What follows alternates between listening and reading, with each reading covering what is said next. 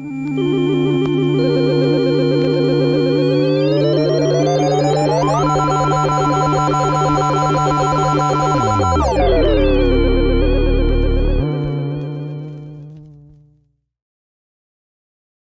4 p.m., Dan Warren and the UFO Garage Podcast. Wednesday, 4 p.m., Sean Raish is Citizen Witness.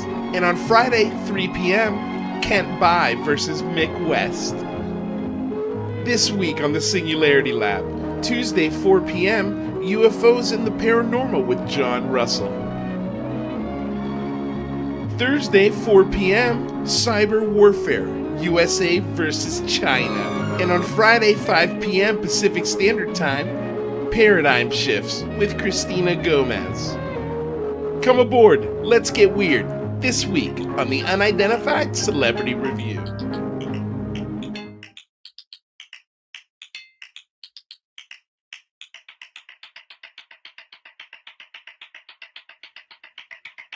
Hello, everyone. It's a couple minutes before 3 p.m. Pacific Standard Time, and at the top of the hour, the Unidentified Celebrity Review will begin. I'm Ratherby Squidding. I provide some pre-show musings while you trickle in, and DOS Tapes provide some pre-show music. And have you noticed some of the production upgrades in recent weeks? Things like the awesome retro intro and calendar videos. Now, if you appreciate these things, consider finding the Patreon link for the show in the description below and divert some of your monthly entertainment dollars this way, if you're able. Super chats are also open, of course. I predict our guests are going to have a lot to say to each other, but I'll bring all those super chats on screen and do my best to get them all addressed. In other news, today is World UFO Day. Be sure to celebrate.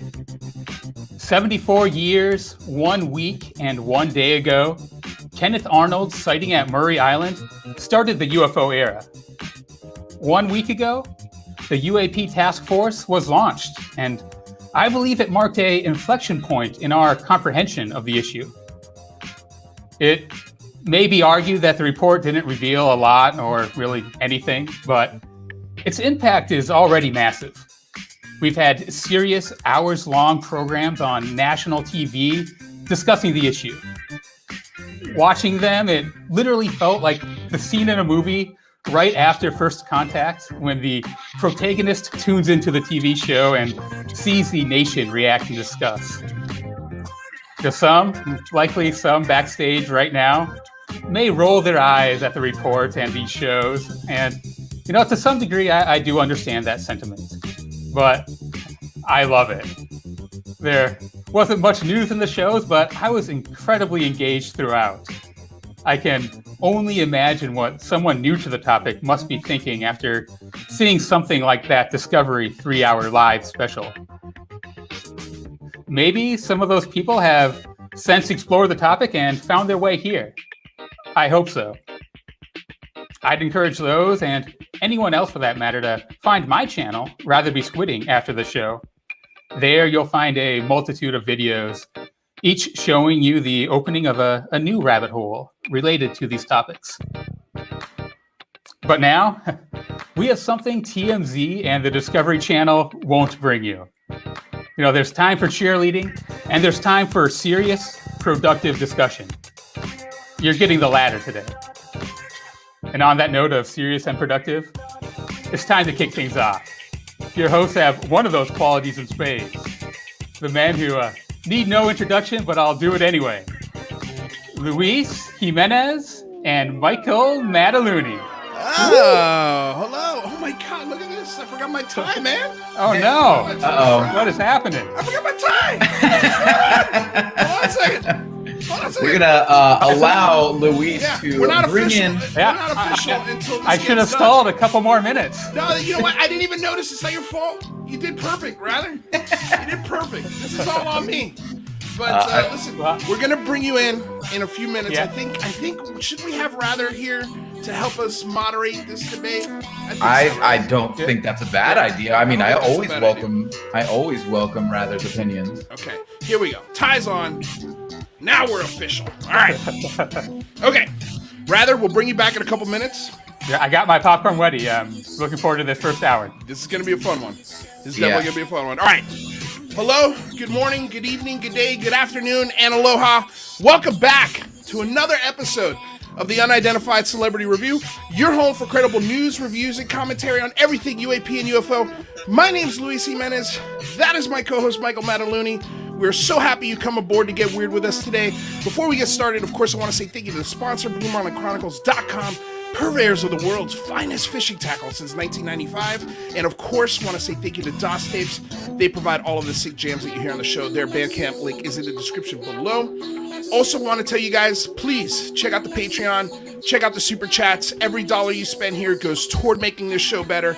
So please help us make this a full-time thing. We provide shows 5 days a week between the Singularity Lab and the Unidentified Celebrity Review. We've got some big announcements coming. Primarily, the Big Phone Home 2. We're doing it. It's coming within the next 90 days, so get ready. Details will be coming in the next 2 weeks. And along with that, we've also got merch as well, you guys. And we finally put the final stamp on all the merch. It's ready to go. I cannot wait for you guys to see it. It's hilarious. It's I think it's awesome stuff. So, all right, Michael, we've got a big day today. We've got a lot of stuff going on. So let's go ahead and bring on some friends, yeah? Yeah, man, I'm super stoked today. For those of you just joining us, we've got an amazing show for you. We're going to have a productive debate today. And I think what's the most important thing to recognize is that we've got two incredibly passionate and intelligent folks, and we are going to do everything in our power to ensure we get everything you want, which is more data and good extrapolation. So without further ado, we've got since 2014, this gentleman has conducted over 1,200 Voice of VR podcast interviews featuring the pioneering artists, storytellers, and technologists driving the resurgence of virtual and augmented reality. He's a philosopher, an oral historian, and an experiential journalist. Ladies and gentlemen, without further ado, Kent Bye. Hey, thanks for inviting me on, and thanks to Mick for agreeing to my provocation. Yeah, I think Mick was a little worried at first, but I was like, nah, dude, don't worry, this is gonna be great. And I think he trusts me enough to be like, all right, Lou, I got you, But I've never seen him. Not that I've ever seen Mick Weffs nervous, but this is the first time where he's like, I don't know. All right, so let's see what happens. I really want to do this. All right. And for those of you just joining, we've got the British-American science writer, skeptical investigator, and retired video game programmer. He is a creator of the website Contrail Science and Metabunk, and he investigates and debunks pseudoscientific claims and conspiracy theories related to chemtrails and UFOs. His first book is Escaping the Rabbit Hole. Welcome, ladies and gentlemen, Mick West.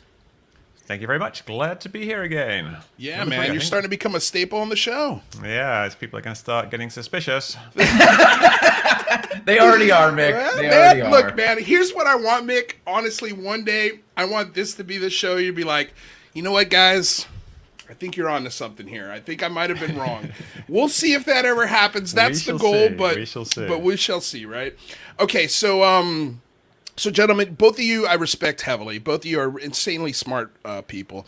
I know that, Kent, you have an insane Twitter history timeline that you of course will be sharing with us. But I guess where should we start? I mean, Kent, we'll start with you. So I have some context, and I have a lot of slides. So maybe I'll share my screen.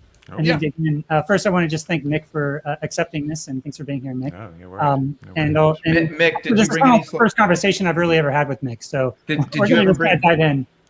Did you bring any slides, Mick? There. I did not bring any slides. Sorry. I have visual aids, so I can. There it is. There's the visual aid. the famous iPod case. Oh, there it is. The bokeh. Man, we got them all. Okay, great. That's excellent. All right, so Kent, you're pulling up your screen now. Let's go ahead and add it. Yep, we can see it now. Okay. Go ahead and find. Is this where we want to start here? Yep. Okay. So, Let's this do is it. the Kent Bye versus Mick West debate on UAP evidence and skepticism. Just a little bit of background. I'm sort of introducing myself to Mick as well, because I don't know if he really knows who I am either. I have an engineering background. I'm an oral historian. I do an emerging tech podcast, and I'm kind of an aspiring philosopher. I'm not trained as a philosopher. But I have this 42-month UAP Twitter thread. That's sort of probably my biggest contribution to the UAP field. And then I have one interview I did after the UAP study, the Scientific Coalition for UAP Studies. That's been up for a couple of weeks now. And I'm at Can't Buy, and I do actually, I think I published, my slides are up on SlideShare. So if anybody wants to go to slideshare.com or slideshare.net/Can'tBuy, you can follow along and get a little bit of sneak peek of where I'm going to go. Feel free also. Also, rather, if you can repeat that site one more time where the slides are, we'll have rather pop it in the chat. It's in the lower right-hand corner. Yeah, slideshare.net. Okay, there you go. Yeah, slideshare.net/Can'tBuy. If you could pop that in the chat, rather, thank you. All right. So why we're both here is this famous XKCD comic. Somebody is wrong on the internet. So I think Mick is both motivated by people being wrong on the internet, as well as I've been motivated by my perception of Mick being wrong. I think he's actually produced a lot of knowledge. So I think this is kind of a good place to start. But just to, I've had a lot of different sort of debates with Mick West on Twitter, and I found them all somewhat unsatisfying, just because there seems to be a certain point where either it just stops engagement or it's just low bandwidth, or I don't know. I'm happy to be able to have this like real-time conversation today. And by the way, Mick, if there's any moment that you want to jump in, please do jump in. I'm going to be sort of setting a bit of a... No, I'll let you lay out your initial thesis first, and then I shall jump on. Okay. So I do oral history, so I do a lot of podcasts. I'm going to try to implement this Socratic dialogue and dialectic. And I'm also going to try my best to do a steelman of mixed arguments, meaning I'm going to try to show the best representation in my understanding of mixed arguments. And please, at any moment, Mick, if I'm misunderstanding one of your arguments, please do jump in. I will. The only caveat here is I'm going to start with your weakest argument, and then we're going to dig in. But that's just to show a larger point that I'm making. Sure. But other than that, I'll be trying to show your strongest arguments that I've seen so far. Okay, so here's the bit of an agenda for today. We have an hour, so hopefully we'll be able to get through this. Starting. So is Mick going to be able to speak today? Totally. Like I said, this is a dialectic. I'm going to be going through here, critiquing a number of different Mick's UAP hypotheses with Nimitz on his Mick ranking, the gimbal rotating glare hypothesis. We might have to set a part 2 for this. We'll see. We'll see. We're 8 minutes in. I think we're on schedule here. So okay. I'll shut up. Oh, you have an appendix. Stop interrupting, please. All right. So then double drops, go fast, and then we'll do a little bit of the OD&I, and then I have an appendix for people to kind of dig into some other stuff. We won't be able to really get into that. But this is just for reference, the provocation, which is basically a shot across the bow saying that, like, what I think Mick is doing is not really debunking. That my contention is that he's attempting to debunk the UAP videos, but he's actually potentially introducing more false sentiment and false claims into the discourse. So this was the DM that I sent back that Lou sent to Mick, and to Mick's credit, he's like, "Yep, sure, let's do this." And so I want to just set a little bit of context from my understanding of Mick. His goal here on his website is to remove nonsense and false sentiment from, and to expose false claims or pretensions. This is on his personal history of debunking on Metabunk. So he's trying to remove these false sentiments from this discourse. And there was a conversation where he says, if I'm removing one thing that's a false piece of evidence, then we all move closer to the truth, no matter what your underlying feeling is. Okay. So far, so good, Mick? Sure, yeah. No, sounds good. Okay, and then there's a bit of an evolution in Mick's debunking from Morgellion's Watch to Metabunk into this book that he wrote. So I think on the whole, there's probably a lot of ways in which that Mick has been doing a lot of debunking of a lot of these things that are out there, 9/11 conspiracy theories, contrails, lots of stuff that probably deserves debunking. Now, the UAP issue, I think this is where it starts to get into, like, okay, how much debunking is happening here? So I wanted to start with this because I think it's actually an interesting turning point in the history as I was kind of looking into this evolution from Mick. This is going back to the beginning of January 2017. Leslie Keane published this sort of hyperbolic article saying groundbreaking UFO video just released by Chilean Navy. Well, within a day on Metabunk, basically Mick's like, nope, this is explained, and basically kind of figures it out. And it turns out that whoever the different UFO people were doing it, they try to sort of debunk the debunking, but then there wasn't any resources. And as of it stands right now, as far as I can tell, Mick's sort of debunking kind of stands, right? So he put out a video on January 17th kind of explaining that, right? So this is the beginning of 2017. Then I you wouldn't just leap in real quickly. I wouldn't characterize it as saying it just simply stands because they couldn't find a response to it. I'd say it's 100%. Oh, okay. And I don't think anybody can really seriously argue that this is not the correct answer to this particular case. Well, I'm glad you said that, because I don't know the details of this, but I think you're sort of elucidating on a deeper point that I'm going to be diving into later. But we'll sort of bookmark that. But thanks for that sort of definitive debunking, according to Mick. Okay, so then at the end of December 16th, 2017, Lisa Keene comes back with Helen Cooper and Ralph Blumenthal, and there's yet another video that has this sort of rotating glare. It's rotating here. And then Mick publishes, like just a few days later, this first video, UFO rotating or infrared glare. His thesis is that it might be a fighter jet that's just sort of a friendly fighter jet, and it doesn't necessarily mean that it's rotating. It's probably the sort of gimbal mechanism, and as it's rotating, it's sort of an illusion that this thing is actually rotating. It's actually just sort of a mundane jet and a flare, and there's nothing all that special about what's happening in the video. So hopefully I was able to kind of recap that. And sure. That sort of brings us up to sort of diving in. So Mick, I don't know if you have anything you wanted to sort of repeat. No, that's my kind of leading hypothesis for what we're seeing. I'm pretty sure that we're just seeing a rotating glare. I have that same camera there on my desk, and I use it for visual aids all the time. And I wouldn't say I've solved that problem in the same way that I've solved the Chilean Navy thing. The Chilean Navy thing, I pretty much bet my life on that one. It's 100%. I mean, It's exactly in the right spot at the right time. The radar matches, everything matches. The size of the configuration of the engine matches. The contrails match. The glare thing, I wouldn't say I've explained it. I would say I have debunked some claims that have been made about the video. Perfect. Okay. So we're kind of up to speed with your successes within the debunking area. And now I'm going to get into where I have some contentions with some of your work. Okay, so personal history of debunking. Like I said at the top, I was going to start and do mostly Steelman. I'm going to make an exception here and actually start on what I think is Mick's worst argument, and then kind of go from there. So I think Mick's worst argument is on the Nimitz Tic Tac. It's pretty just arbitrary. It almost seems like he's kind of making stuff up. His basic argument, as best as I can reconstruct it, I don't know if there's actually a canonical video, but I sort of pieced together what I got from kind of hearing from here and there. But essentially, Mick is saying, well, Fravors' size estimation could have been wrong because the Tic Tac was a novel, featureless object. There could have been this big perceptual illusion of it being big and far away when it was actually small and close. Rather than 40 feet long, it could have been like 20 feet long. And even though he's a great pilot, that doesn't mean he can never, ever, ever make a mistake. And that Mick would bet that it's not a craft that accelerated into hyperspeed, and it's probably a fancy drone, target, balloon, or perceptual illusion. Also, he admits that he kind of doesn't know what happened. Mick, I don't know if I missed anything there, if there's anything you want to change. That essentially is my broad assessment of Fravor and Dietrich's encounter with the Tic Tac object. It doesn't really cover the radar data, and it doesn't cover the video. So, but that's my assessment of that particular encounter. Mostly Fravor's encounter as well, because what Dietrich saw, she only saw a 10-second snippet of what Fravor saw, and Fravor saw like a 5-minute thing. So when I'm describing this whole mirroring illusion thing, I'm really talking about what Fravor saw and not what she saw. Okay. Perfect. Okay, so I'm going to go on into some of my other complaints, I guess.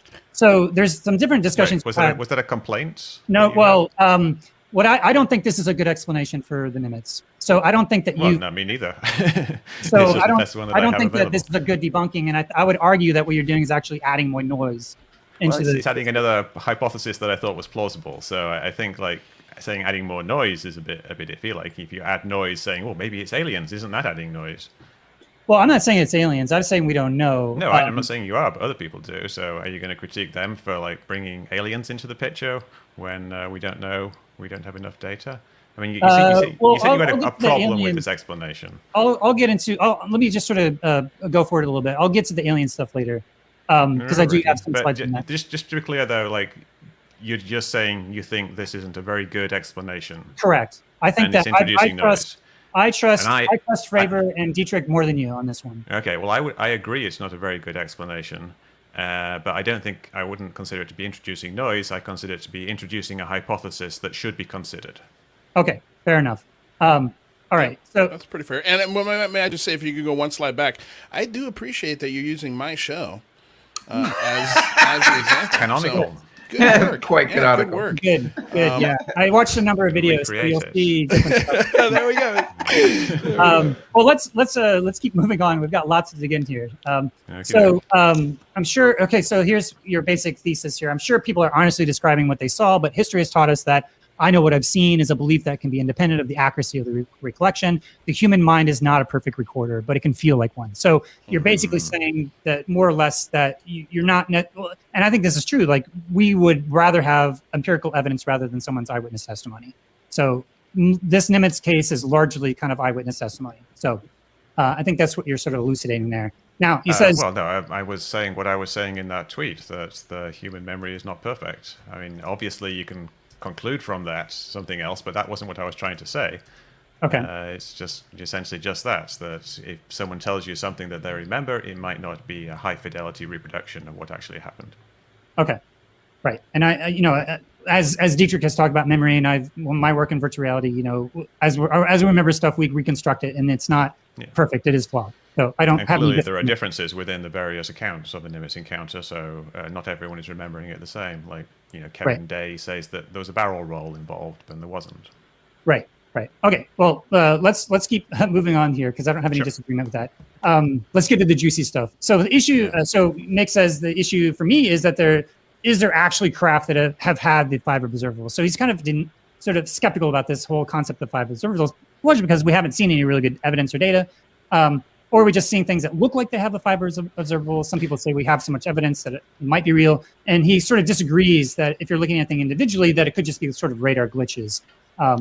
And so that's sort of setting the larger context as to maybe having a little more skepticism on this whole concept of the 5 observables, mostly because we haven't really had any sort of data that sort of verifies it in any kind of incontrovertible way.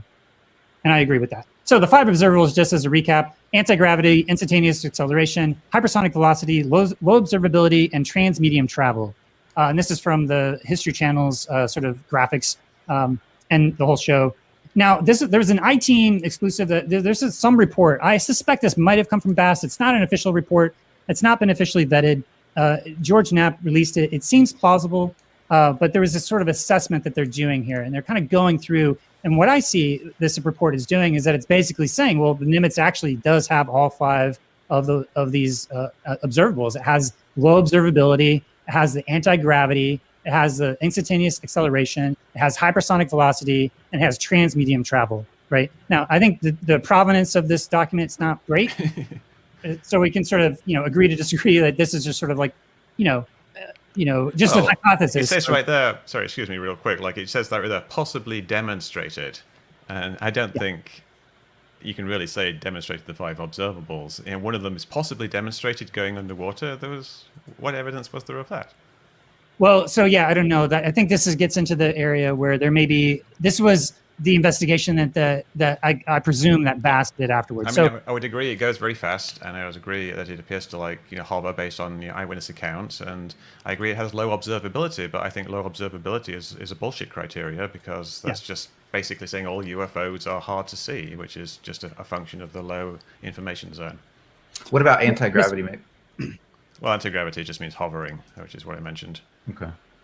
So my sort of thesis is that it's possible that, given what the testimony is from Fravor and Dietrich, that given the 5 observables, it's possible that the Nimitz, using this great little badge from the signal, could potentially exhibit all of these, right? But all the data for that is going to be sort of classified. Everything is possible. Yeah. So my question to you, Mick, is based upon this description that you have here, how do you claim that what you're doing here is actually removing false pieces of evidence? No, I don't. I think what I'm doing here is presenting a possible hypothesis that might explain the events. When I'm removing false pieces of evidence, it's usually things where people have made particular claims about evidence that don't hold up to scrutiny. Like with the Nimitz Tic Tac video, I think I would say I've debunked certain claims about that. The claim that it shoots off to the side with high velocity by noting that the camera is just losing lock and then the object continues off to the side with the same angular velocity that the camera was previously tracking, and that Underwood just basically was cycling through the camera modes and he lost lock. This isn't that type of thing. This isn't debunking. This is just postulating a hypothesis that I feel is worth considering. Okay. Okay. Well, I think that, like I said, this is what I think is probably your worst case, and I think generally it's the least amount of information that's out there. So people asked me what I thought, and so what am I supposed to do? Just throw up my hands and say I have no idea? It's a possible explanation, and I think it's probably more likely than aliens. Well, I think the question... Nobody mentioned aliens, of course, but I still think it's more likely. Right. I just wanted to point out real quick, and I thought I thought this might have been what the point Kent was making was that your goal is to debunk, and I think some people can get confused when you throw out a hypothesis. Right. Okay. Well, I mean, it's not like my entire life is devoted to every word I say is trying to prove somebody wrong. Sometimes I'm just trying to figure things out. I mean, that's really the ultimate goal here, is to try to figure out what these things are. And so when I'm investigating a UFO case, it doesn't mean I am just trying to falsify the ET hypothesis. The way I investigate is figuring out what's actually there. We don't have enough information in this case to actually make a determination of what's actually there, but we can still put hypotheses out there and see if they are falsifiable. Okay. All right, that's fair enough. I'm happy with that. Let's move on. May I just comment on one thing? I'm sorry, real quick. Very quickly, yeah, because there's a lot of things to get through here. Yeah, no, I the thing that I kind of always find a little issue with is that you call it. It feels like you're always fighting this ET hypothesis, when I feel like that hypothesis is not really being thrown out by the people who are talking about it. I see what you're saying, and that's a point I get a lot. So what I would say there is what I'm fighting here, not really fighting, but presenting an alternative hypothesis, is the advanced technology hypothesis. The hypothesis that it actually is moving at over 100 Gs or 1,000 Gs or 5,000 Gs in the case of the radar data. That is the hypothesis that those are accurate readings, and this thing actually represented a real object physically moving from one spot to another. I'm presenting an alternative hypothesis to that. Now, with the extreme technology, that could be like a foreign embassy, or it could be like extraterrestrials, or it could be ultra-terrestrials, or whatever. But it's the incredible motions that I'm presenting an alternative to. Got it. Okay. All right. Well, let's move on, because Mick, I know you've talked about your process of how do you say it? Occamic. Like Occam-ic. Occameric ranking. Like Occam's razor, but with an ick on the end. Occam-ic. It's hard to say. Okay. I have a problem with it. I don't know if I fully understand it. Ranked list. So let's just call it ranked list. I'm going to sort of give my understanding of it. So my understanding is that you are trying to sort of bubble rank the different hypotheses, and like the most likely is rising to the top. Is that right? Well, yes. I mean, obviously that's what would happen, but it doesn't mean that it's the only answer when it rises to the top. That's the whole point, is that you have a list of things. Often you have like a 1 and 2 that are very close. Like I flip-flop sometimes with some of them. Like when I originally looked at the Go Fast video, it was like bird was the number 1 hypothesis and balloon was the number 2 hypothesis. More analysis, flip that around, and now I'm kind of like more like 90% balloon and maybe like 5% bird and then 5% other. Okay, and so I guess one of the things I have a question on is that if you seem to be pretty against the ET hypothesis, how do you prevent that sort of seeping into as a bias against that into your bubble ranking? Well, it's very difficult, I guess, because my experience has been that the ET hypothesis has not been a good explanation for any of the cases in the last 70 years. It's not really been a number 1 hypothesis. Just simply because it's an extraordinary thing that requires imagining essentially an entire extra universe of things, whereas the other hypotheses are just a fairly small number of things. From Occam's razor, do not multiply entities unnecessarily. It naturally, when you do the bubble comparison, like saying, is this thing higher than the other on the list, it naturally it seems to be lower on the list, so it goes down to the bottom. Do I have a bias against it? I mean, sure, perhaps, but I'm quite open about what I think and the reasoning I use and the various tests and whatever I put out there, but I keep it on the list. I keep it there as a possibility. Okay. Well, I guess the problem that I have is my understanding of the intelligence analysis. Richard Hewer something called the analysis of competing hypotheses, which I came across a number of years ago. I attended an open source intelligence conference, and also just talking to different people that are from the intelligence community. This is a pretty standard method. Have you heard of Hearer's analyses of competing hypotheses? Yeah, I was just reading that the other day. Someone else sent it to me. I kind of liked it. That chapter. Is that the?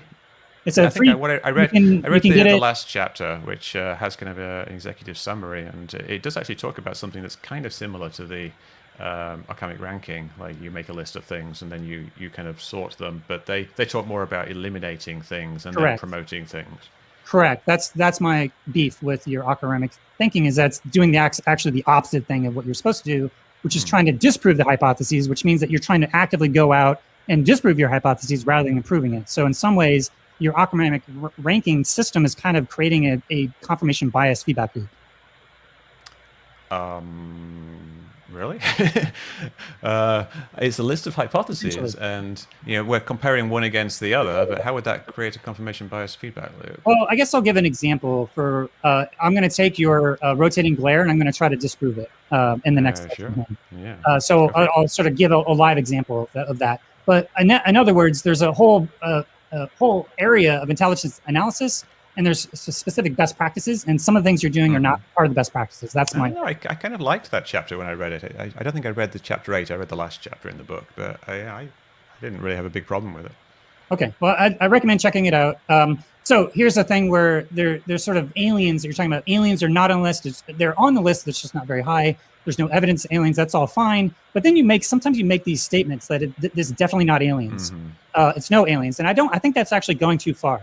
I don't think that you can actually claim that there's not aliens or it's not aliens. Yeah, I don't think you've disproved.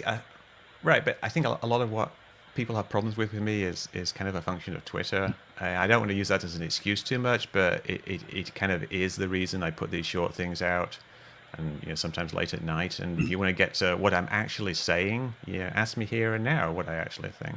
Well, I guess what I'm saying is that you're sort of using hyperbolic language that is making conclusions above and beyond the evidence that you've been able to show. You have not disproven the ET hypothesis, and you have not in any situation here. So when you say not aliens and no aliens, you're giving an illusion as if that you've done something to kind of disprove it, but you really haven't.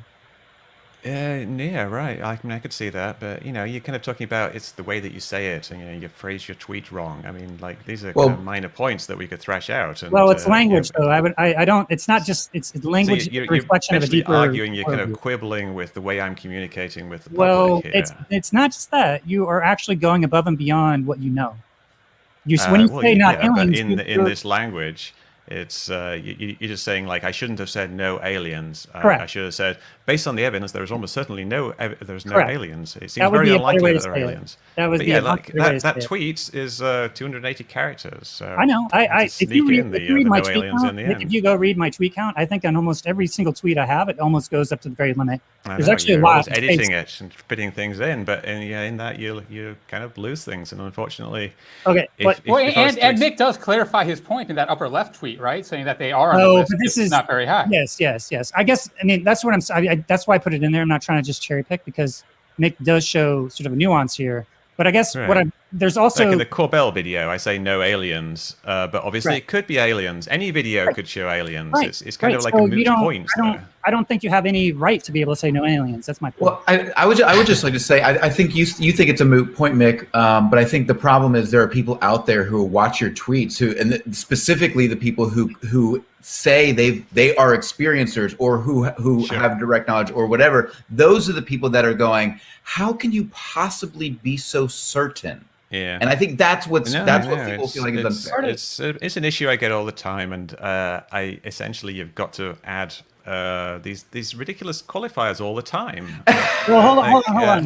Nick, almost certainly, there is no evidence of, and these things. So not aliens, I think, pretty much covers it. Here's my argument. Part of the skepticism, the tradition of skepticism, is suspending judgment. When you say no aliens or not aliens, that's doing the opposite of suspending judgment. That's actually declaring a disbelief. That's different than the tradition of skepticism. In that tweet, skepticism tradition is all about suspending judgment. I want to defend Mick here. I think that in both those tweets, it's pretty obviously implied no evidence of aliens Well, in these situations. No, it's not. The bottom left one is absolutely not. It says not aliens, rather. It Well, says yeah. not Do you aliens. think I actually think there's 100% evidence that this is not aliens? But look at the context. Okay. It says a quick None analysis of of you the actually new think video. that. You're just quibbling with the way I'm Well, communicating no, with I people well, reading on Twitter. let me go for it. Let's move on. I don't. I've said many times that aliens are on the list, and there it is, right? I know, right but top- you're top left. basically eliminating from the list here in these tweets, and in a rhetorical strategy. Well, that's if you just read them by themselves, Nick, yes. Nick, Take yes, them out of Nick, you're being context. Nick, this is careless. It's not good debunking. It's not being a good skeptic. You need to. Okay, I'm going to move on because I think what I see here is that you also have this sort of shaming thing that you do sometimes, like they believe in aliens, or who said anything about aliens? Well, pretty much everyone. Oh, that is ridiculous. That's a very specific thing that we're talking about there, because people are always saying, I didn't mention aliens. This is mentioning a specific thing in the UFO community where people try to avoid talking about aliens, and they say, who's talking about aliens? And so I'm calling that out. I'm not mocking them for talking about aliens. I'm talking about this trope that they have of saying, oh, nobody mentioned aliens. And so that's what that's about. There's a deeper sociocultural stigma that came up here, and I think that some of the rhetoric sometimes, when you start to say, "Oh, they believe in aliens, they believe in the extraterrestrial hypothesis," it's sort of, it could be read in certain circles in a way of basically making fun of. Yeah, well, you can read things different ways, and people will, and you can't please all of the people. But my intent here isn't to mock people. I'm good friends with lots of people who are UFO experiencers, and I respect their experience, even if I don't think they actually saw aliens. Well, here in this article, you say, I study UFOs and I don't believe the alien hype. So there's a part of you, rather than, there's three doxastic positions: belief, disbelief, or suspended judgment. Most skeptics are suspending judgment, but you're kind of in some ways putting yourself in the disbeliever realm. I don't know if that's... I don't believe the alien hype. It doesn't say I don't believe in aliens. Okay. All right. So I'll let that go because that's fair. Okay, so that's the problem I had with the Achaemenid ranking. Let's move into sort of the core thesis, the problem that I have with the gimbal rotating glare hypothesis. Okie doke. Okay. All right, so my recap again is that there was what you say is some sort of distant plane. It's sort of mundane, either a friendly plane or a commercial plane, that it might be a fighter jet, and that just because we see in this video a rotation, that there could actually be sort of an illusion based upon this glare that is happening in this rotating gimbal that is also rotating, and that you've shown many different times this sort of rotating glare, right? So that it's not sort of anything other than a mundane prosaic event. No, I mean it's showing that the rotation is probably a rotating glare and not a rotating object. Got it. Okay. So, and then this was just a few days after the very first New York Times article. That's right. And you said it might be that it's a fighter jet. And then this doesn't prove the UFO is just a distant plane with some infrared glare. So at this point, this is from the Psychology of Intelligence analysis. So back in December 2017, where would you say your likelihood of how confident you were in this theory was at? Which theory that it might be the rotating glare theory. That it was rotating glare theory. You said it sort of might be. Well, I think I became more confident over time after I did some tests, and but probably like 80% maybe. Okay.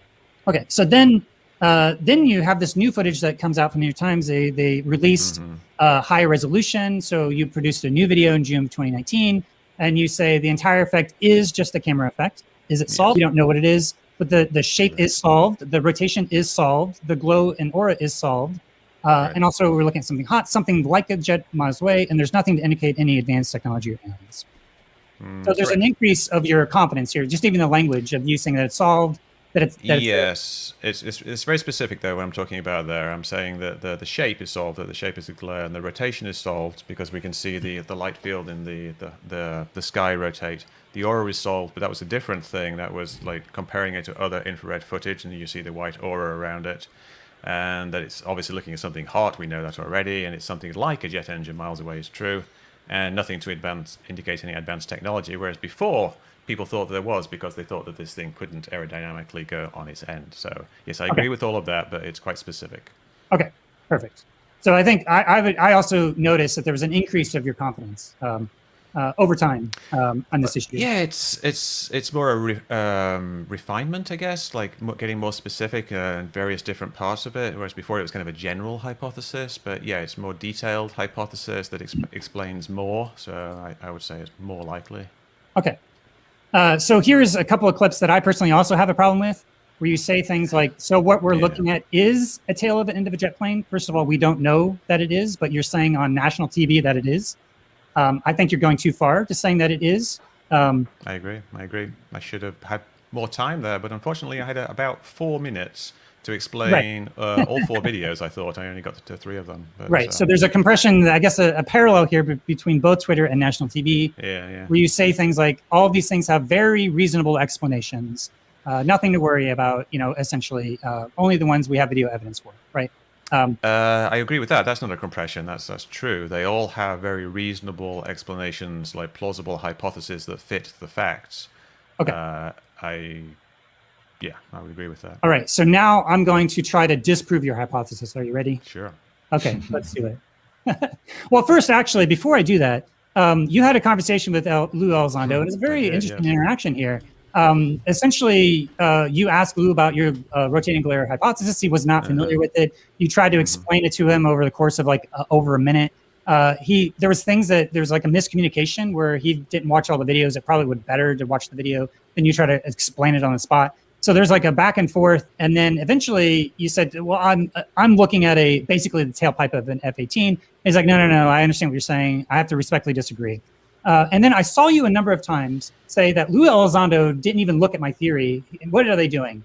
It was almost you were almost using it as like a justification of that your theory was good, like so good that that Lou wasn't even looking at it. And what are they doing over there? No, I mean that doesn't make any sense. Why would it be so good that they wouldn't look at it? Well, I guess I heard you say it a number of times that Lou. I just think he hadn't looked at it. That's all. I don't think that says anything about it. That says something about him. Okay. Well, I guess here's the question that I have, though, because when I hear you talk about that interaction, I often hear you sort of bring up that part that Lou didn't understand that. But I guess here's the question. Telling. What's that? I think it's very telling that he wasn't familiar with the rotating glare hypothesis. What was it telling? It means that they've never actually considered it. Okay. When it seems to me and a lot of other people that it's a fairly obvious explanation for what we're seeing on screen. So it shows to me that the quality of their analysis really isn't very good. Got it. Okay, that's the point I was trying to draw out. Okay. Now, here's where I want to try to ask you a question. Can you go back in time and try to steel man what Lou Elizondo's response to you was? Yeah, he's saying that he has secret information that I'm not privy to, but he was, that demonstrates that it was actually a rotating object. Okay. So what he said, I have some different things. There's more than just the video itself. His main point that I want to draw out here is that we try to avoid doing single source reporting. So in other words, that there's lots of other contextual information from gun camera footage to eyewitness testimony to HawkR radar information to Spy 1 data from the Princeton. And so when I hear you talk about your interactions with Lou, I don't hear you really integrating the fact that you're only looking at one piece of information in a much broader context that you don't have full access to. Well, you think I should be bringing that up all the time? Absolutely. People make specific claims about the video, and I analyze those specific claims that people make. People say this video shows a rotating object, and they don't say this video shows a rotating object and I have some secret information about it that proves this. They say it without the secret information that it shows that. Now, sure, maybe there is secret information. I doubt that there is secret information, and I think Lou may be exaggerating, the other things that he knows about this particular case. And I would stand by my hypothesis there. But yeah, no, obviously, if there is other information, that might disprove my argument. But I'm not aware of this information, and Lou's claims about it are pretty vague. So I've got to go with what I know. Well, so that's what you say here in this response. It'd be great if I had the information, but my point is that if there may be this other data, but my point is that other people are taking the video itself, i.e. Chad Underwood and the Unidentified Television Show. They're saying, looking at just the video itself, that they can say that there's something amazing that's happening by just only looking at the video. Well, which video are you talking about now? Chad took the FLIR video, and you were talking about the gimbal video. Oh, well, I guess I thought you were talking about, this is a sort of a direct quote from this conversation. So whatever contextual information that you're talking about with Lil Elizondo, you specifically mentioned Chad Underwood and Unidentified as the sort of moving off screen. So right. I'm just that's a different video. That's not the gimbal video, though. Oh, yeah, that's the FLIR video, right? Yeah. Okay, so both of them, I think, are both of the FLIR and the gimbal both rely upon there being a friendly jet, though, correct? Like a friendly. Well, some other jet. Some other jet, right? So some probably sort of friendly. I mean, like it'd be very unlikely for an adversary jet to be in the neighborhood. Okay. It may be a military jet, or it may be a civilian jet. Okay. Well, I'm gonna start to disprove this hypothesis now. Okay, wait, before you do that, Kent, real quick, Go ahead. just because we're halfway through the show, and I want to remind everybody, if you're enjoying this conversation, do me a favor, share, like, subscribe, tell people that there's a very good conversation happening right now. Mick, are you feeling good? How you feeling?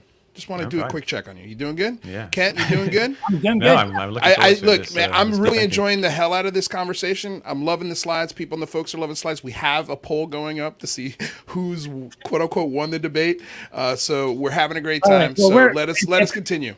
If people gain knowledge, then everybody wins. Yes, this is a wonderful conversation, and hopefully we'll walk away both saying, "Hey, I didn't know that about Mick. I didn't know that about Kent."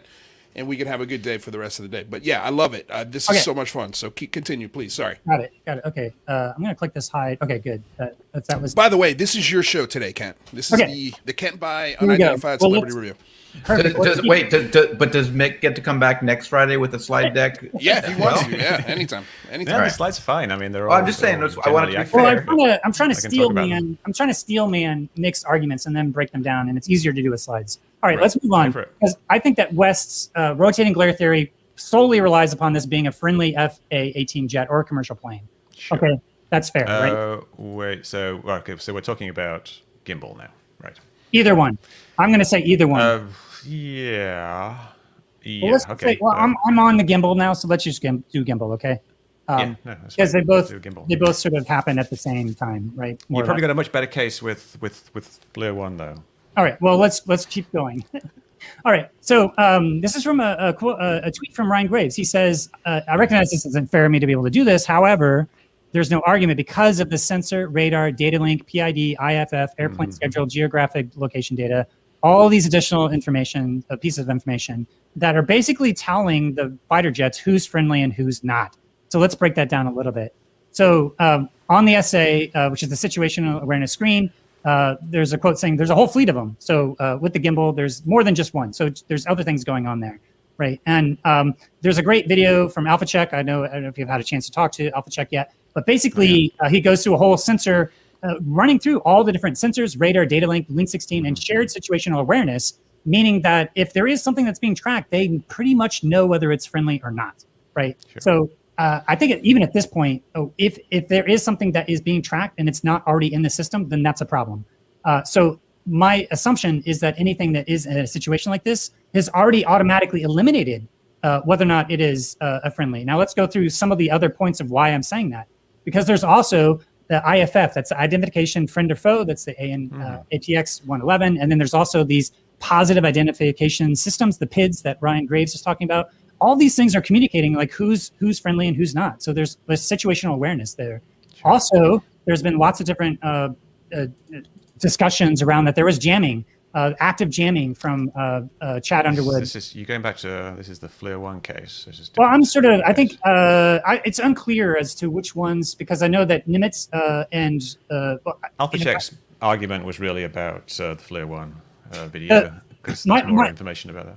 In the preliminary assessment of the UAP that came out from the Office of the Director of National Intelligence, there's this phrase that says, in a small number of cases, military aircraft systems processed radio frequency energy associated with UAP sightings. In other words, they're getting jammed. They're receiving RF signals. No, that's a terrible reach.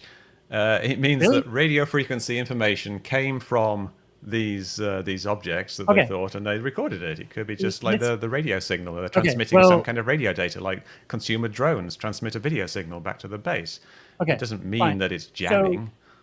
So that's an assumption that I'm making that may be wrong. But my point is that there's other eyewitness testimony here from a number of different pilots who have said with some of these objects, they were jamming. And if it was a friendly jamming's an act of war, Mick. And so if you're getting jammed, that's There not was a friendly jet. It's something that's definitely not like a prosaic jet.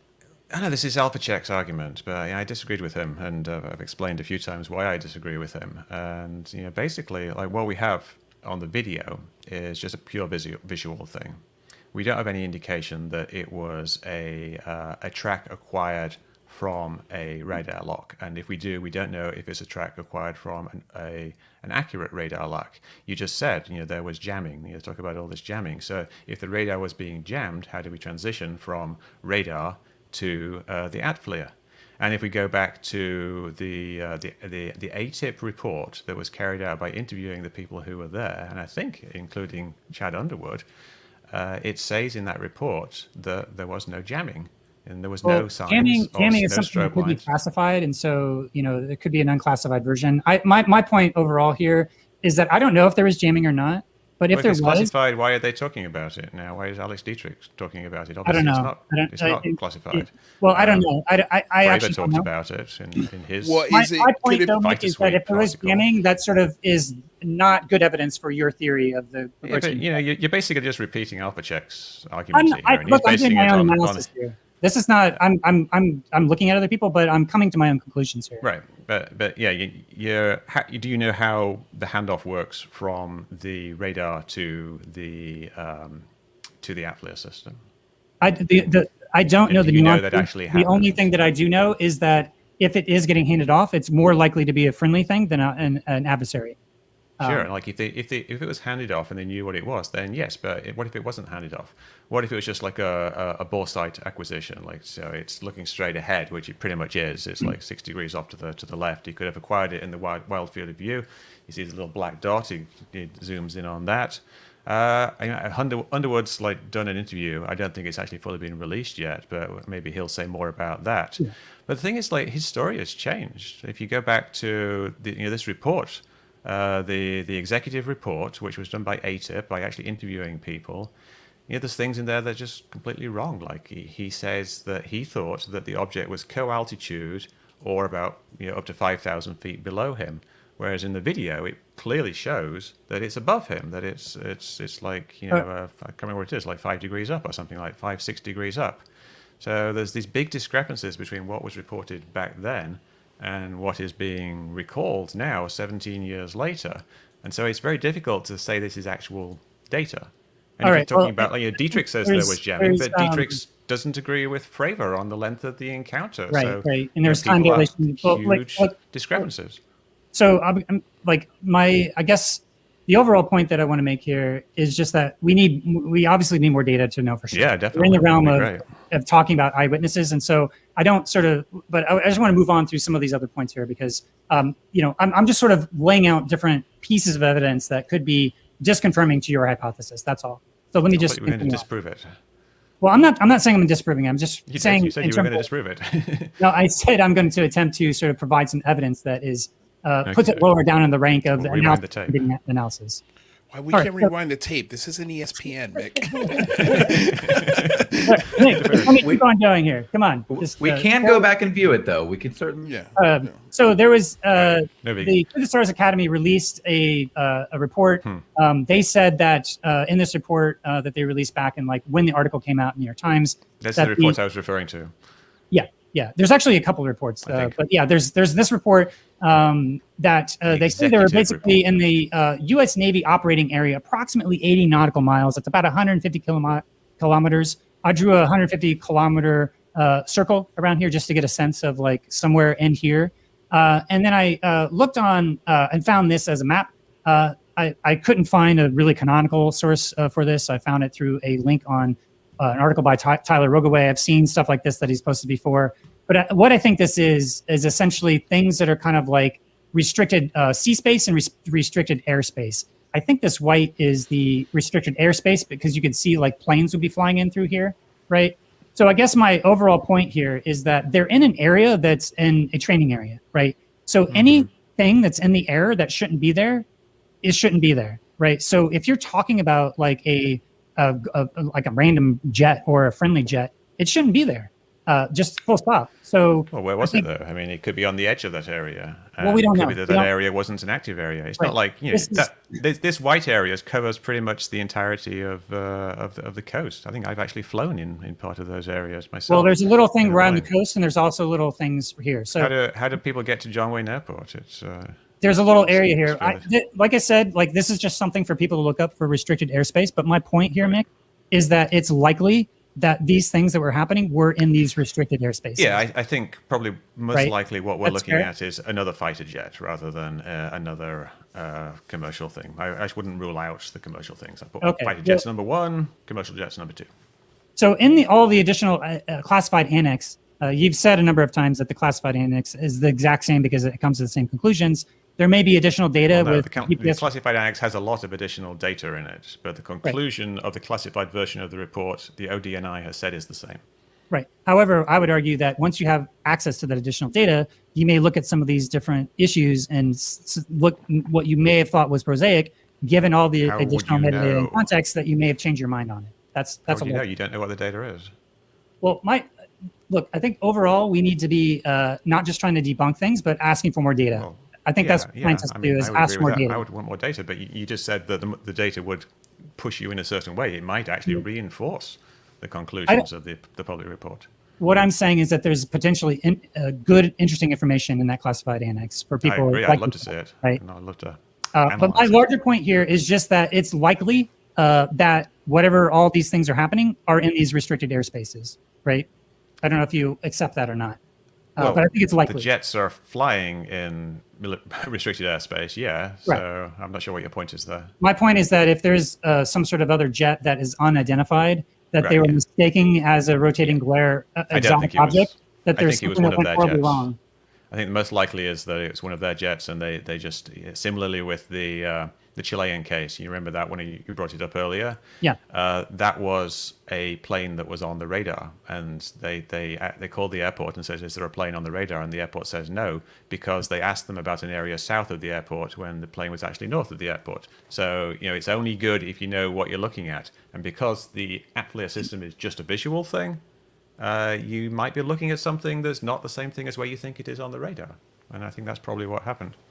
Okay, my larger point here, though, Mick, is that in looking at all the different pieces of evidence, going back to what Ryan Graves says, the sensor, radar, data link, PID, IFF, the airplane schedule, and the geographic location data, that's all the stuff that I just showed here. All the radar data, all the additional information, the IFF, the PIDS, the jamming, as well as geographic context, that there's certain aspects of you only looking at the video in the absence of the broader context, and you're drawing conclusions in the absence of the larger context, which is essentially single source reporting, which is what Lou Elizondo told you is basically a no-no in the intelligence analysis area. Well, I only have the video, and we don't know if there is a firm link between all that data that you said and the object that is seen in the video. In fact, my hypothesis is that it probably isn't, because AlphaCheck made a fairly compelling case that if it was something that was on the SA, then it would have been identified and they would have known what they were looking at. Right. So I think what they're looking at, they didn't realize was one of the things that was on the SA, because they weren't sure exactly how far away it was and what angle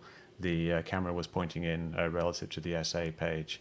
So yeah, I mean, there's lots of other data, and it would be great to have that. But based on what I can see, that's my hypothesis. And really, that isn't the primary thing that I've said about the video. The most important thing I've said is debunking the claims that people make that it's moving very fast and shows amazing technology. This you're sort of just taking a bit of a, like you're recontextualizing what the problem is. The problem is that there's all sorts of additional context here that you're trying to eliminate the context. And what I'm saying here is that you're eliminating the context. No, that's bad. I'm addressing all those things, and I've talked about it on Twitter with AlphaCheck, and I'd be happy to talk about it some more. And he actually said I raised some good issues, and he had to go back and check a bunch of things, and so he went back and beefed up his argument a bit more, and then we kind of got into a little bit of an argument on Twitter, and now he doesn't seem to want to talk to me. But I agree. There's more data, but I think there isn't a firm link between all that data and what's on the video. All right. Well, I'm going to try to wrap this up here as we go through these other ones here. So again, I'll go back to your statement that what we're looking at is the tail end of a jet. I think that's, again, like you said, you're compressed on TV, but when you make statements like that, I think it's irresponsible. because I think you can't actually say that. I don't know about irresponsible. What does it do? Does it a national disaster because I've said is instead of probably is? Yeah, I think you're drawing. I think the lack, your sort of sloppiness in the language you use is bad. Like you should be a little bit more like, hey, you don't know if it is, because you're basically saying this is a high confidence thing, that this is basically nothing there to Walter it. Cronkite. I'm just some guy who's putting forward a bunch of hypotheses about what's in there and pointing out things that are wrong, and occasionally I phrase it in a more definitive way than people would like. Right. And I think maybe like part of it is when you're introduced, on national television, you're introduced as an expert, right? And so I think that's where I think that's all. I mean, that's all I would say. Well, I'm giving you my expert opinion. It's sloppy. I think it is like, that. You should like it, but I think it reflects maybe what you actually think, that it is just the end of the tail of the jet plane that's solved. And well, I do think that. I think that's right. by far the most likely explanation. Right, but you're not being that intelligent. I agree that it isn't definitive, and some you're being a bad skeptic. Let Mick finish. Let Mick finish his point, please. Well, no, that's pretty much my point. That I think that I'm putting forward my best hypothesis, and I should have use better language if I wanted to be clear. But again, this was a super high intensity thing. They've been like calling me all through the day, getting me on this thing, and then I'm there with Cuomo. I can't see anything on screen. I can't actually see the video that they're showing on the screen, as I'm just talking to the camera and like trying to rattle through my points. And if I was had a bit more relaxed situation where I was just chatting with him, I could have said, I think that's the most likely explanation.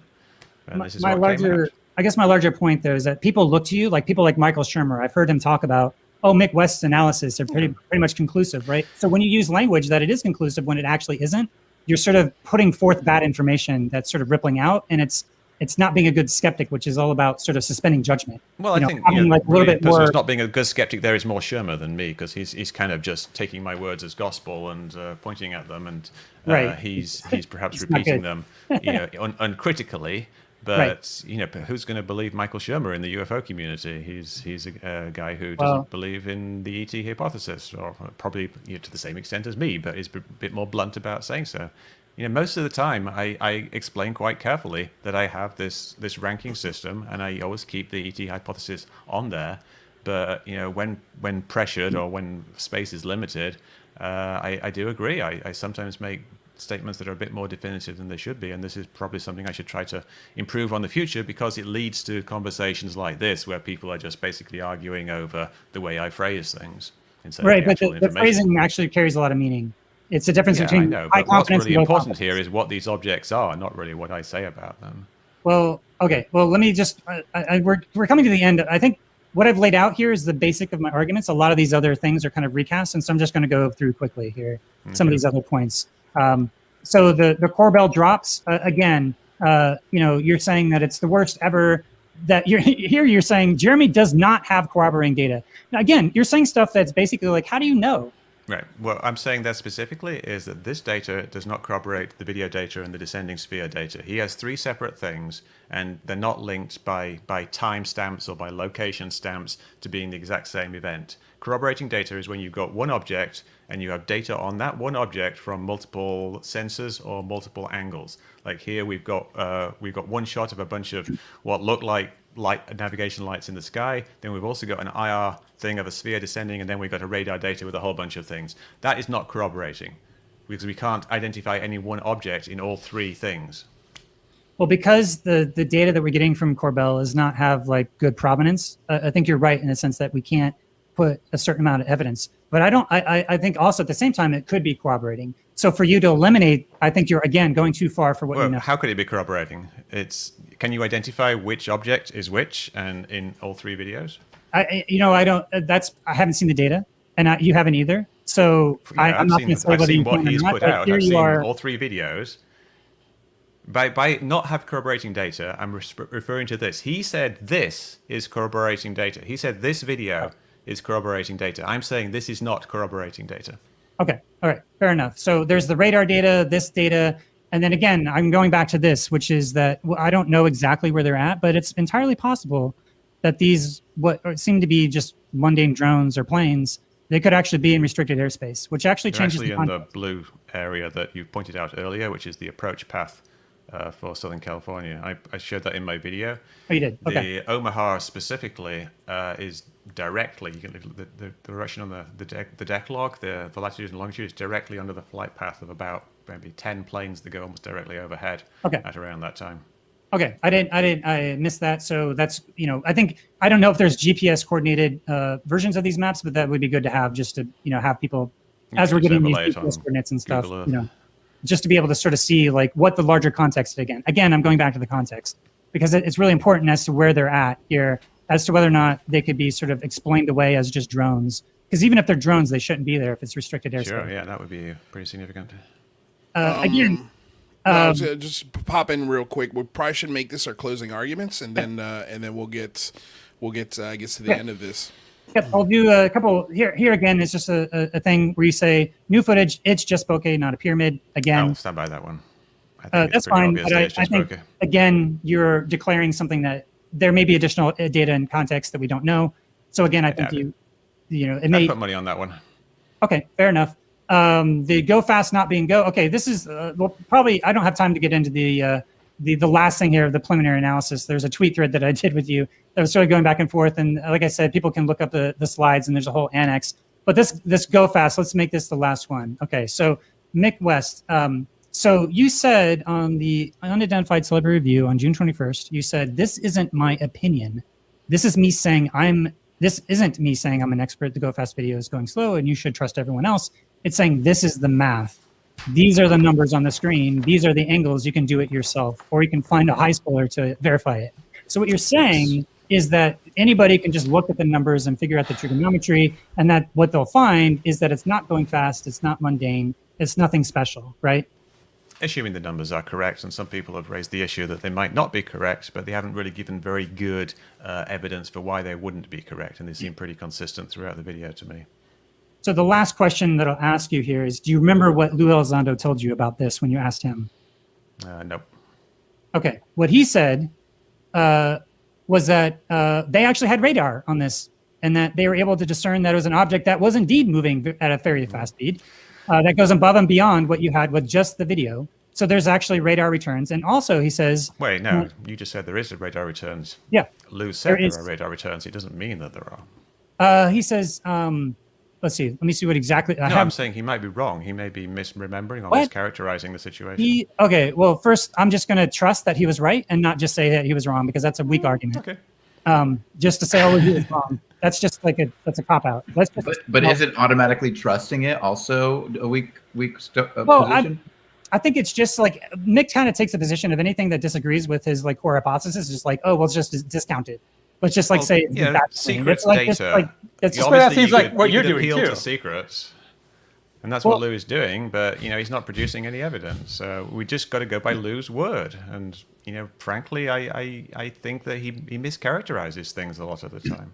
But I'm not, for me personally, I'm not making a decision on this. You are on the record saying that this is just math, that you could just do the trigonometry and you'll be able to discover. What I'm saying again and again and again, Mick, is that in this situation, there's additional context that you don't have access to. It's secret data that other people have looked at. And what he's saying, and he says again and again, according to the radar data, not just what you see in the camera, that the performance characteristics on this object of the go fast, and also pointing out that there was some very compelling long pause signatures associated with that video. I don't know if that means there was active jamming or anything else, but he's basically saying, look, we have additional data that's not like open, or we're making this decision on the go fast.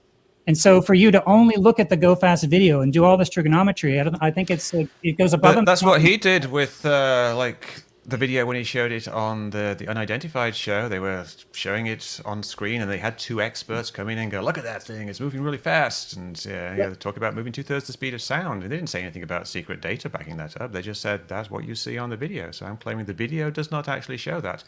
Maybe there's some extra information, like Louis claiming there's extra information, but if you can't bring it, then it doesn't really mean that much.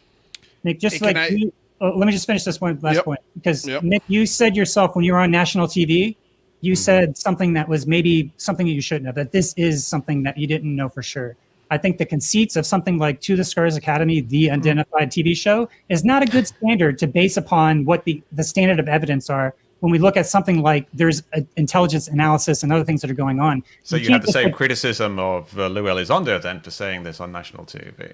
It's the criticism of the conceit of what they were trying to do to raise awareness, and they had to use the affordances right. of, So they're trying to raise Mm-hmm. awareness, so they're allowed to make stuff up on TV, but I'm not allowed to be a bit too definitive. Well, you are seen as somebody who's like a UFO expert and authority. So what Probably you far say, less than Lou Elizondo is. I think he's probably seen as 10 times the authority I am. When I listen to Luis Elizondo, he is extremely careful in how he phrases things. And I think because not on Discovery. you don't have a training in science, and so there's a certain way in that this may be new to you for how scientists speak about these things. But scientists actually are very humble in terms of what they know and they don't know. And there's certain lack of epistemic humility, meaning you say things above and beyond what you have knowledge of, and that's like that goes up. That's bad. I'm epistemically humble in if you take a long conversation with me. Like I said, I say things on national TV and in Twitter sometimes that are a bit too definitive. I would agree with you with that, but I don't think it's that big of a deal, really. All right, okay, real quick.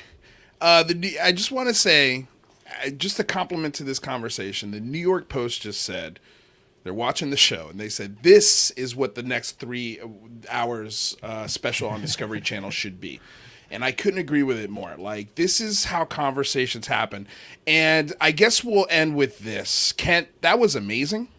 Thanks. I love that you brought all of these slides. Mick, thank you for your patience and your ability to take this information and criticism and even agree with it. I mean, I think, Kent, you're underlying, from what I gather here in the last hour, it's the messaging sometimes on a national platform that comes out. Well, and it's what I'd say, the thing that I see again and again that Mick does is he tries to reduce things down to a component part while ignoring the larger context.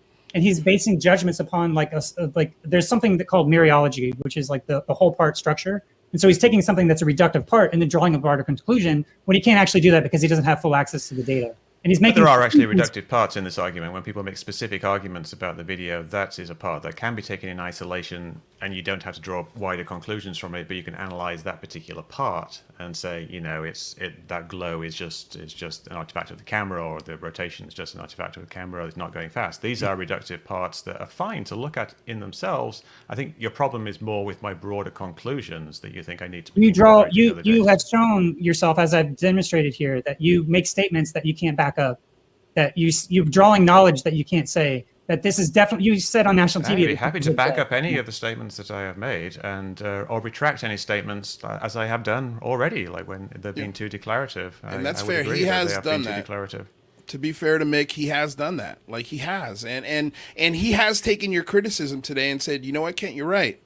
Maybe I was too definitive on certain tweets or certain things that I said on CNN. And to be fair to Nick, to defend him a little bit on a CNN hit, that's sometimes nerve-wracking. It's super, super fast, and I can understand getting nervous in an instant like that, especially if you can't see the other anchor or you can't see any footage that they're popping up. Like, you're kind of trusting a network news to represent you in the right way and vice versa. And so I can understand how maybe he stumbled upon his words, maybe didn't word things the right way. And like he said himself, it's something he's got to work on. It's something he's got to work on. He's going to work on it. And look, here's the thing, Kent. I think, and I think you think, and I'm not going to speak for Michael, but I think in 2 or 3 years, when there's more data, I mean, Mick has said himself, the thing that would convince him is if, let's say we had 2 camera angles of that Tic Tac video, he's going to have a much more difficult time, putting these hypotheses in his Occam razor's list. I think you're going to start seeing maybe that, I don't know, I don't want to call it alien because nobody's doing that, but this phenomenon, this unhuman, unknown box maybe moves up his list a little more. And he said that, and so that's why I like to bring Mick on, because he, in 150 tweets or limited tweet or 260, whatever it is, context gets lost. Meaning gets lost. And sometimes you write something and you think it sounds funny in your head, but everybody takes it as an insult. And I know Mick Like, this guy is a cheeky, dry sense of humor. I mean, I've he's deleted a few tweets. he's deleted tweets. He's walked back on stuff.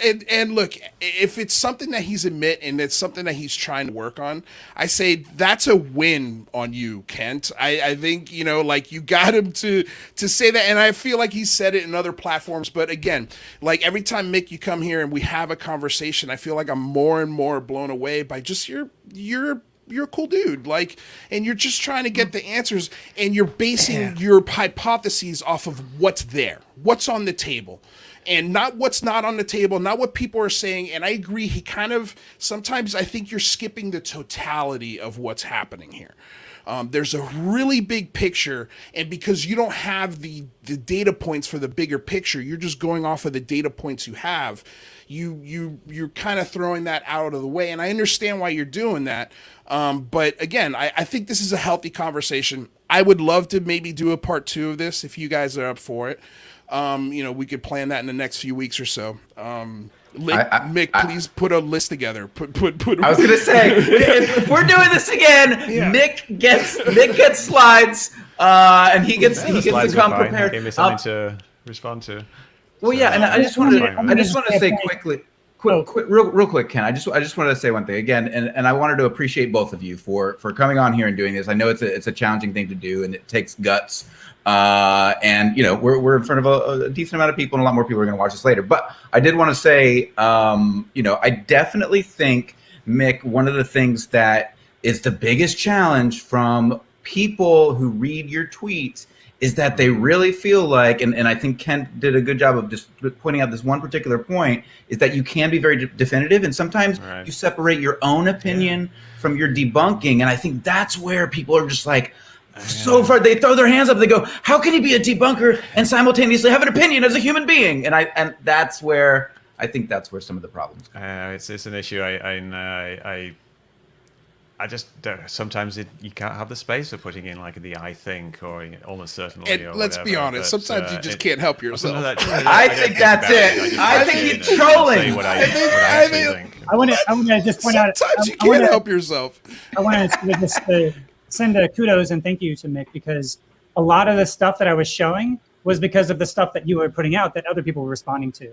So there's a sort of a dialectic process of believing truths and avoiding falsehoods. Mm-hmm. So there's a healthy function of those two. And then when it's healthy is when you have open-minded collaboration between those two. When it's toxic is when you have closed-mindedness, where it's sort of like not listening. And then so some of my Twitter interactions where I've tried to engage with this, there's a point where it's just sort of like the door is shut and you can't get through, because it's sort of like, you know, there's a larger point that's there because there's like these dogmatic statements. But overall, I wouldn't have done this presentation had I not been so pissed off and angry about things that I thought you were wrong about, right? So that sort of catalyzed my own process to be able to like go through and just basically document out, okay, here's what I think Mick is doing. And I tried to do the best I could to represent what your arguments were, the best as I could, and the best that I understood. And then how I think that they start to break down. And hopefully, you know, there's all these slides are on SlideShare under my name, Kent Bai, and I'll tweet it out as well. So people can kind of, there's a whole appendix of lots of other things from, you know, additional things from the Standard Encyclopedia of Philosophy and the Ethical Skeptic and some other sort of resources. Because I think as a community, we need to have this sort of like, we need this healthy dialectic between like more people who are kind of providing these provocations like Mick has done so well, that has really catalyzed the generation of other people responding. That's actually revealed quite a lot of knowledge about this case. So I think there's been a real function, but I think I'd caution around that sort of lack of epistemic humility, you know, going too far about what you actually know and sort of being a bad skeptic in the sense of, you know, being willing to suspend your judgment of not, there's three doxastic beliefs of belief, disbelief, and then there's like sort of like, I don't know, I'm just going to suspend making a decision. And I think sometimes by making a decision, it sort of creates these, you know, ways in which that people have these Twitter wars and battles. So I would just sort of encourage more open-mindedness and more collaboration for people who actually, you know, are really challenging, like, hey, but what about this? What about this? And then people who have the will to believe being like, no, but I really think it's this. And I think it's between those two together, working together, where the real knowledge is being produced. Sure. Well, I'm always happy to have conversations with people and listen to their ideas and have my ideas challenged and defend my own ideas if that's what's needed. And I apologize to people if I come across for seem too definitive sometimes. And I keep the AT hypothesis on the table. I keep the advanced technology hypothesis on the table. I keep all kinds of hypotheses on the table. And I probably have biases, but I think that's kind of born from my long experience of investigating lots of cases and them not turning out to be anything interesting. But I'd love to have more data. Like it would be good to have two angles. But right now we've got one angle and we've got some stuff that's hinted about, and that really isn't enough to make conclusions other than what we can conclude with the visible data. So bring on more data, and I shall try to be more equivocable or whatever when I say things. I will equivocate. Equitable. Yeah. I love you, Mick West. I'm not gonna lie. I want to just share. We did put a poll. I put a poll up in the chat. Says who's winning so far, Mick or Kent? And then I wrote Team Kent or Team Mick. It was pretty damn close. It was 55% in favor of Kent by. So man, this was almost straight down the middle. There was 186 votes. Don't look so sad, Mick. Don't look so sad. That's fine. No, it's okay. Good. I mean, it's okay. Maybe you'll win the next one. That's great because this is a pro UFO crowd, really. Right. Exactly. I mean, look, man. That's why I'm trying to bring a little bit of levity, a little bit of clearer thinking, a little bit more questioning your own belief systems with this show. That's the whole point of it. So this discussion, I think, did a lot for that. So Kent, Mick, thank you so much. Real quick before you go, Kent, is there anything that maybe changed your thought process on Mick West? Do you like Mick West a little more after this conversation? Are you a little less pissed off? I got to give it to Mick for sort of taking my points and really hearing me. Like I said, I've sort of tried to communicate some of these things on Twitter, and it's not the best medium to have these nuanced type of conversations. And so I'm glad that, and there's a lot of points that I was making that I actually don't have the data to be able to, for sure on my side, to say, no, but for sure I know either, because I don't know either. It's just more of a preponderance of all these things. And the larger point is like just the larger contextual information. That's why I was asking Mick around, do you remember what Lou told you about this specific thing? Because it's basically like, I wanted to really understand whether or not Mick was really internalizing some of the ways in which that, sometimes I hear Mick say, well, Lou didn't respond to this, but actually if you go back and listen, I think Lou actually is responding by saying, look, we have more context that you don't have. And we came to a different That's his default answer. He just says that about everything. Well, but that may actually be true, though. Let's not get into this again. Anyway, Jesus Christ. One thing real quick. I see a lot of people in the chat asking for an exit poll, and I think some people may have changed their position. Okay, we'll get an exit poll. I'll get an exit poll the second hour, Mick West. We'll do this scientifically. Is there any good points maybe that you thought that Kent brought up, Mick, before you get out of here? Well, no, I mean, what I've already said, really, is that it's true. I'm too definitive sometimes, and it's not good communication. He says it's sloppy, but I don't. Like I said, I'm not Walter Cronkite. I'm not like holding the nation's attention in the palm of my hand. I've got like a few thousand followers on Twitter. Right, and you also you don't have your own nationwide television show on a cable network. Just to push back on that a little bit, you are being on CNN, you are on New York Times. You are a voice. Cited as an expert. Yeah, and I get misquoted. You're not just your level of authority. You're in the New York Times. I mean, you're in some of the biggest newspapers, and I think what I'm saying is that there's a certain responsibility there when you get to that level to actually go with what the data are actually saying, because what you're saying sometimes is going above and beyond what the data are saying. Well, if someone disagrees with what I've said, just ask me and I will clarify or back it up. Excellent. All right, gentlemen. Well, seriously, this was awesome. I cannot tell you how many people in the chat were enjoying this and interacting the entire hour in 20 minutes. So we got Stephen Greenstreet on standby, also with UFO Jane and Rathers. I'm sure got some hot takes on this conversation. Probably, maybe we'll get him to do the exit poll. All right, you guys. We'll see you next time. I appreciate you stopping by. Real quick, where can people find your stuff, Kent?